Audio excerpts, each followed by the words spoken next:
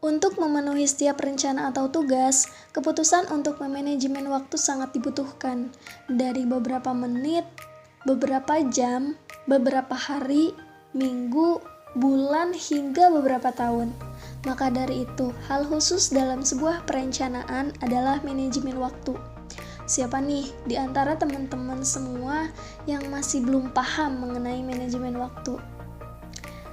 Nah, di video kali ini kita bakal bahas tentang apa itu manajemen waktu dan bagaimana cara memanajemen waktu dengan baik. Tapi sebelum lanjut ke videonya, jangan lupa like, comment, share, and subscribe channel ini agar channel ini makin berkembang. Terima kasih.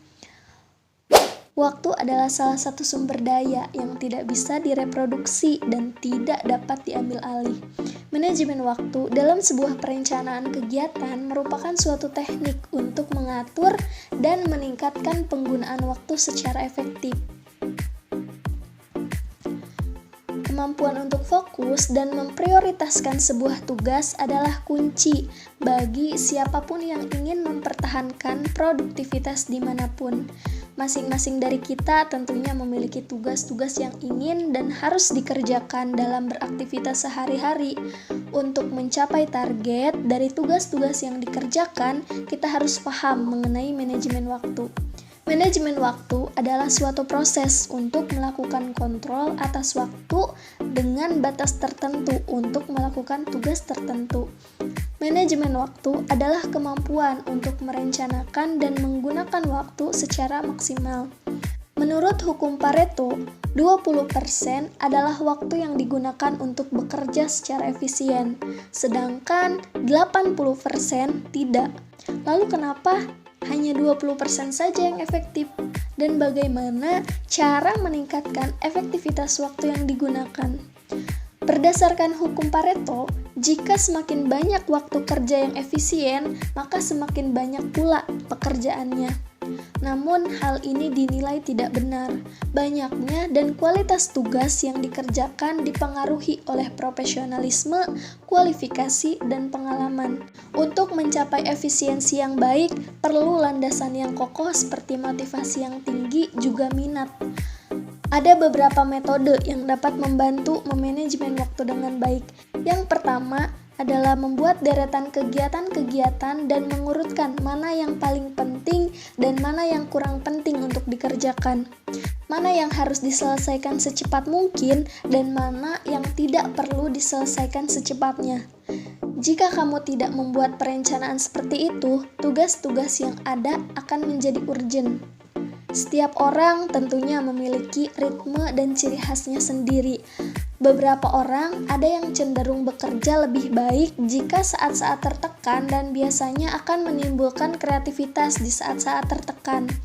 Ada juga orang yang bisa bekerja lebih baik jika punya waktu yang lebih lama karena akan lebih teliti dalam pekerjaannya. Jadi penting untuk mencari tahu manajemen waktu yang seperti apa dan teknik bekerja yang paling efektif untuk kamu dan tim kamu. Manajemen waktu yang tepat memungkinkan kita untuk mencapai tujuan kita sehingga kita merasa bahwa kita memiliki kehidupan yang seimbang. Ada beberapa cara untuk memanajemen waktu pekerjaan. Yang pertama, alokasikan 60% dari waktu untuk bekerja yang sudah terencana dan sisanya 40% waktu untuk yang tidak terduga. Yang kedua, selalu jaga ketepatan waktu. Dengan begitu akan memungkinkan kita untuk membuat rencana yang lebih efektif di masa mendatang. Yang ketiga, bagilah aktivitas menjadi aktivitas pendek, sedang, dan jangka panjang dengan indikasi waktunya masing-masing.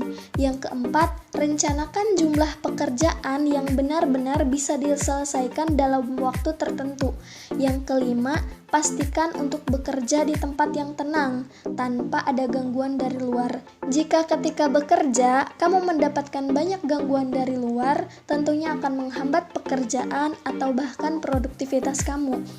Jadi, pada intinya, dalam sistem perencanaan dan manajemen waktu, sangat penting untuk memprioritaskan tugas-tugas yang ingin dikerjakan. Tentukan dan urutkan pekerjaan sesuai dengan tingkat kepentingannya masing-masing.